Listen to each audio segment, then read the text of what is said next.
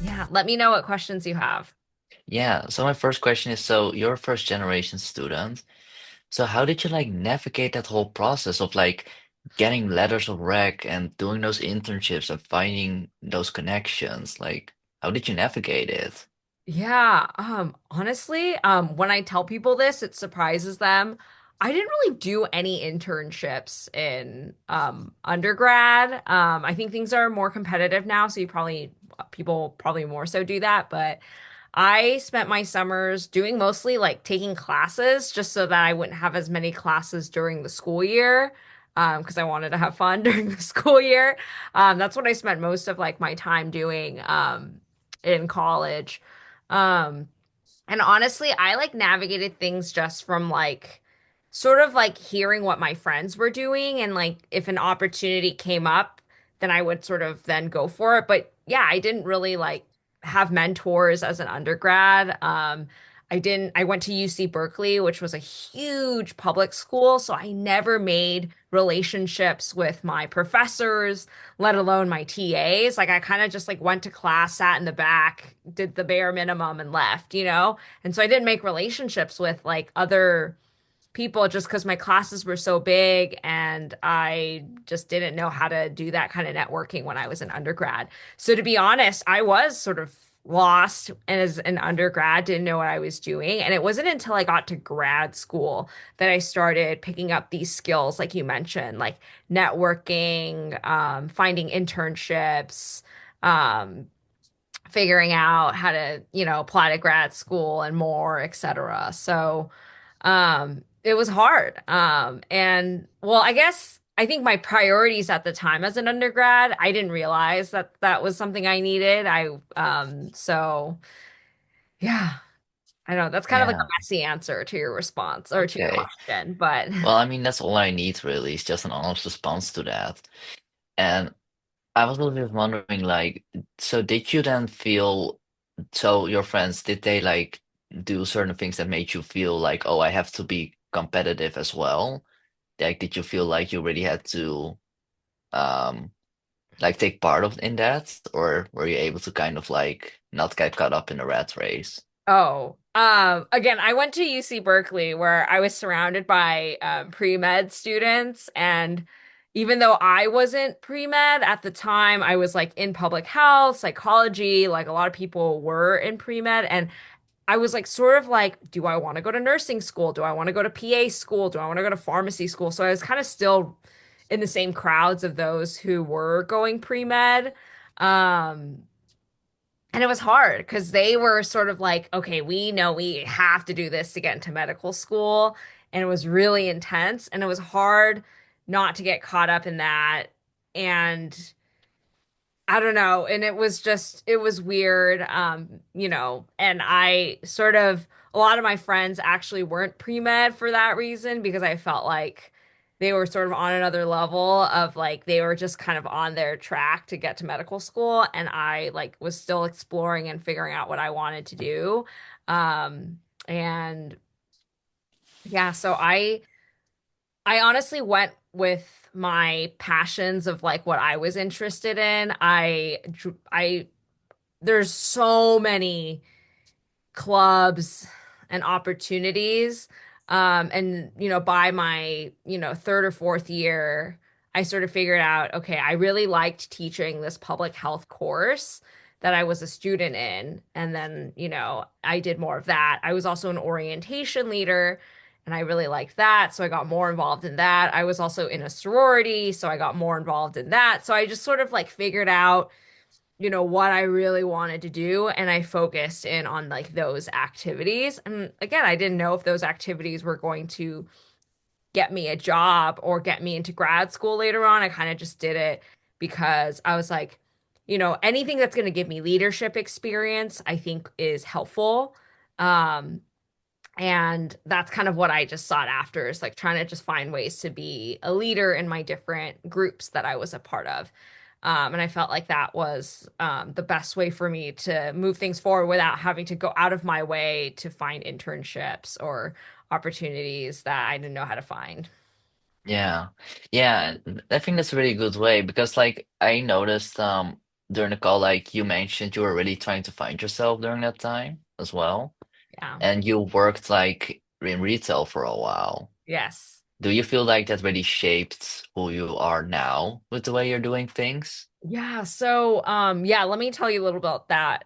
So I graduated from undergrad sort of very clueless. I didn't know what I wanted to do.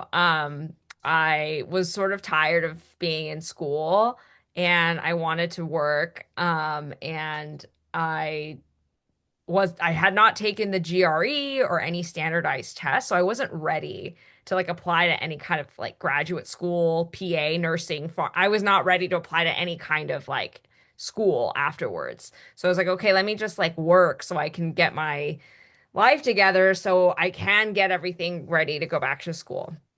To be quite honest, I had too much fun in college and I don't regret that. And that's why, I didn't, take my standardized test and get all my requirements done for nursing school or whatever. Maybe in hindsight, that was good. But anyway, so I applied to so many jobs and I didn't know what I wanted. I applied to sales. I applied to like a sales job at Yelp. I applied to like all these little startups to see if they wanted me. And then, I applied to like a Macy's like manager program and just like really anything that, because I was like, well, public health and psychology is like so applicable to anything. So I just applied to like any entry level job. And the only job offer I got was from this like small company doing pharmaceutical sales. And I did it. The company wasn't the right fit. So then I went on and became a corporate recruiter. And that was also just even more sort of like sales and intense sales kind of work, lots of like cold calling and that kind of stuff. And it was intense and it was not what I like thought I was going to do with my degree. Like I thought I was going to become a healthcare provider.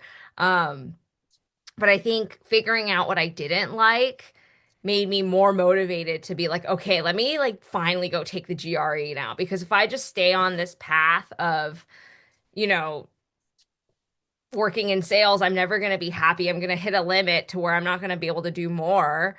So that motivated me to be like, okay, let me like finally get my GRE done and just apply to grad school. And so I've sort of did that all within a couple of months and then barely got my application in right before the deadline. I think it was that was a year after I had already graduated from undergrad. So it took me like a whole year of sort of working and not doing anything to be like, okay, I need to take the GRE and apply to grad school. And then I did it. And then, so I took 2 years off in between undergrad and graduate school. And honestly, like when people ask me, like, oh, if you could, would you have like just gone straight through? And part of me is like, well, this was just part of my journey and part of my path. I'm sure there is a part of me that does wish I could have just figured out sooner that sales and recruiting wasn't for me. And I kind of just fell into that. But move on to grad school sooner. But I think that being like having worked a job before going to grad school gave me life skills that y- I think were invaluable. And it's different like when you are expected to show up to an office at 7 a.m. and work till 5 or 6. And, there's somewhat like there's expectations to be met and to do that for, a year or two before just like staying a student forever. So I think it did teach me some skills. There were difficult jobs with high expectations, and I learned how to communicate because I was working in sales and recruiting. I learned how to write really good emails. So I think it still gave me a lot of life skills that I still use to this day. Yeah, I think that's like really good, like you mentioned that, because I feel a lot of times though people tend to get overlooked in it. I think that's really good, yeah. And do you feel like so okay, so you did your grad school and afterwards you went on to Stanford, right? Yes. If I'm Well, yeah. So I correct. did 2 years of my MPH at Yale. So I did Okay. that. Yeah, that was after Yeah. working. And then I did apply straight. And then so when I was finishing my MPH at Yale, I was applying to PhD programs. So I applied to PhD programs, gone to Harvard, went straight from Yale to Harvard, no break for my PhD. And then after graduating from my PhD program, I then came to Stanford for my postdoc. Okay. So Yes. how did you like navigate that when you went to Yale? Because it was like a whole new environment, I imagine. Yeah. So how did you adjust to that? Oh, it was a hard adjustment. I always tell people I think I was really excited to go back to school because I had been working for 2 years and missed being a student. So I was like excited to like sit in a classroom and take notes and read and do all of that. And I think because of that, I was really just grateful for being in school. It was a little bit of a different mindset. When I was in undergrad, I was like, well, I have to get I have to graduate from college. So I was sort of parting my way through also just taking all my requirements I needed to graduate and doing the best I could. Whereas now I was like actively choosing to go back to graduate school and not work anymore. And because of that, I think I was just very grateful to like be in a place where I could be learning again. So I had that mindset going in. The other big difference is that Yale was just so different from UC Berkeley in the sense, and I think graduate programs too.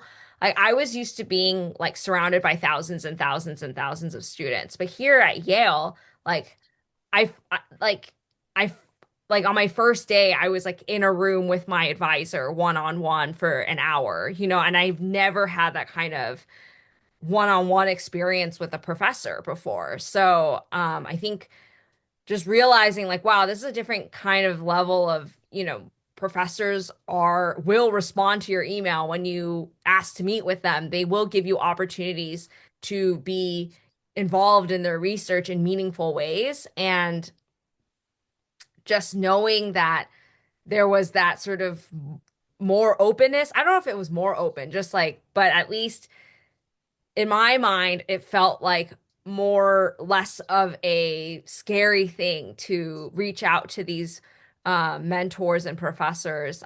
So I, did that more. And also, there's 2 years of the MPH program. So, the cohort above me, who are all second years, I would go to them a lot to ask them for advice. And since they literally were just in my shoes a year ago, I really relied on just meeting with a lot of the people the year above me, and asking for their guidance. And that was really helpful too. And I made Okay. mistakes along the way. Like I took a class I like didn't take a class that I was should have taken. And in result, I had to take a harder class just to meet the requirement. And I've done stuff like that at Harvard too, where it's like I skipped a class, like, so it's still not perfect, like I definitely made wrong decisions and took the wrong class or took the less good class and ended up somehow, but you figure it all out in the end. These programs, especially at graduate school, they don't want you to fail. So there will be someone checking in on you and making sure you're doing okay. Okay, and that's good to know. And like, so after you went to Yale, so you went to Stanford, do you feel like there's a big work culture difference you feel between the two? You mean between like Harvard, Yale versus Stanford? Yeah, like did you notice like it was like a very different culture or I don't know because it's very different because when I was at Yale, I was a grad student. I was an MPH student. When I was at Harvard, I was a PhD student. And then now at Stanford, I'm a postdoc. So it's like I was at a different phase of my training at each level. And so because of that, I don't know if I can comment on the culture of the entire institution because my experience was like at a different place. Like I was, much younger and like, still really a student when I was at Yale, but now I don't, it's very different. But I mean, I think at all of these places, they're, research heavy institutions that are doing really great cutting edge stuff in the field of public health and medicine. And because of that, I got, and I'm currently still getting a really rigorous training. And I think something across the board that I realize is that all of the professors are so willing to meet with you and mentor you. And same with like, other students or junior investigators that are just a couple of steps ahead. And maybe that was something that was there at UC Berkeley that I just like never knew I could tap into because I was so scared to just like email or reach out to my professor because I was just in the sea of students. Yeah. So maybe if I had just, emailed a professor and built a connection, I could have done that at UC Berkeley too, but I just didn't know how and I didn't want to, I guess. And I've done that more and more at every place afterwards. And everyone has been so nice, so helpful. And it's only been because of the mentors I've had at every institution that has gotten me to where I am today. Yeah. That's nice to hear. And like, so this is like something that I always struggle really with. It's like asking letters of rec. For me, it's like I always feel I'm taking advantage of people by doing that. Like, how do you navigate that? Okay, so this is something that I can help break down that fear right now is that when you ask someone for a letter of rec, it is not taking advantage of them at all. It's a part of their job to do this. So, they're getting these requests from so many people, not just you. And it is really a part of their job as a mentor, a professor, an academic to write these letters. Like I even get these requests now, and I'm only at the postdoc level. So, um, you know, it's not, you are not bothering them at all. I would just say one, give them plenty of time to get the letter in. And that way you can remind them. I think it's difficult when you ask for a letter and it's like due in a week or something, and that's a lot. So the more in advance you can tell them, I would say at the best around a month, if not more time than that, would be the best. Second, I would only ask people that you know for an extended period of time. Like I've gotten letters, people have asked me for letters and I've only known them for a couple weeks and I'm like, I can write you the letter, but it's not going to be strong because I've only known you a couple weeks. Like I can only speak to so much about who you are and so I think that's also important to consider too when you're asking for the letter. Like make sure you ask someone that have a more extensive relationship with and they'll feel more comfortable writing the letter for you. Trying to think of anything else to kind of keep in mind. And I would just say make sure that, when you ask for the letter, you give them your CV or your personal statement, just as much information as you can to make it as easy as possible for them to help you with the letter. And you can even offer, I'd love to meet or give you some bullets of like what to include in the letter. Like let me know how I can help make you providing the letter like as easy as possible for you to do. So just kind of show that you're willing to help them as much as they deem appropriate. Okay, thank you for that. That's really good to know because yeah, where I'm from, we don't do this, at least not to this extent. So that's like a really good thing to know. And then I have one more question, and that's like I think like everybody has their bad days sometimes, sometimes things get down. Like, how do you cope with that for yourself? Like, how are you able to kind of maintain where you feel like you don't have to like always be strong and like pretend everything is fine, but also making sure that people don't feel like it's unprofessional or anything. Like, how do you just deal with your mental health through all these things? This is such a good question. And honestly, it's like a part of the journey that I'm still on right now. I surprisingly, when I was a graduate student, I life was a lot simpler, I will say. I don't know why. I don't know if it's just because I had clear goals, like you just do your classes, you get your grades, you do your dissertation, you write papers. It's like very clear what you need to do in order to succeed. Um, and yes, there were periods of stressful times, like when I was applying to programs or when I was taking certain exams or when I was defending my dissertation. Like, of course, it wasn't all just like smooth sailing, like through everything, but interesting enough, like just ever since graduating from my PhD program, I have been going through just like more life stress because I think I'm just becoming an adult and there's just like more things going on in addition to like work becoming more complicated as well as my own life and health becoming more complicated. So because of that, I'm still on this journey of figuring out, exactly how to do what you just asked me about, which is balance my mental health, balance my work with me. And a couple things that I've started doing is just to really learn that I cannot control everything. And that's, I think, my biggest problem is that I'm a perfectionist.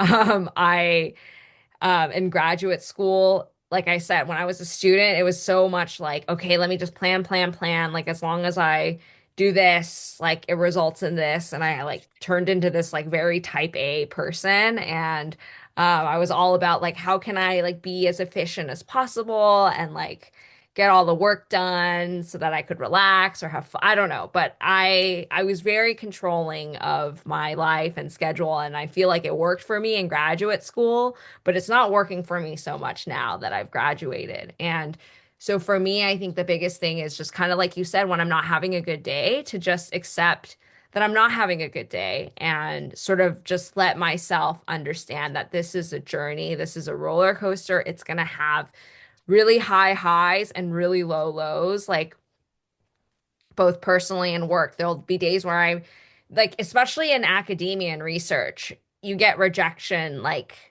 10 times more, if not more than that. You're just always facing failure and rejection, but that's all a part of the journey to get to success. So I just have to surrender myself to this roller coaster ride, is what I have to realize. And then in the meantime, while I'm on this roller coaster ride, do things like meditate or, you know, some of my creative hobbies or just watch TV and like turn my brain off. So really do those self-care activities that help me find balance. Yeah, I think that's a really important thing because I noticed that people sometimes are too much in a hurry, in a sense. Yes. And what I would like to end it on, so what would you hope to achieve in the future? And please know there's no right answer to this. I have no expectations. So I'm just curious, like, what's something you would like, you hope for? Yeah. Well, just because along this journey, along this roller coaster ride, I've had so many wonderful mentors in the process, and a lot of them have been professors at these different institutions. And considering how much I love mentoring now, that's why you and I are meeting. Like, I really want to keep doing this, and do that in a professional capacity. So, right now, what that means for me is trying to become a professor. And that's my goal. Um, who knows what will happen? But that is what I want to do and stay in academia to do the research that I've been excited about, but more importantly, alongside that, mentor other students on their journeys and their research and their public health and their science, their medicine, whatever career that they're going for. So that's my long-term goal, and still on that roller coaster ride of getting there. Yeah, and that's okay. Just know that I don't know if you need my affirmation on that, but that's okay. And thank you for sharing that. Yeah, I'm always curious about people's hopes and dreams and goals.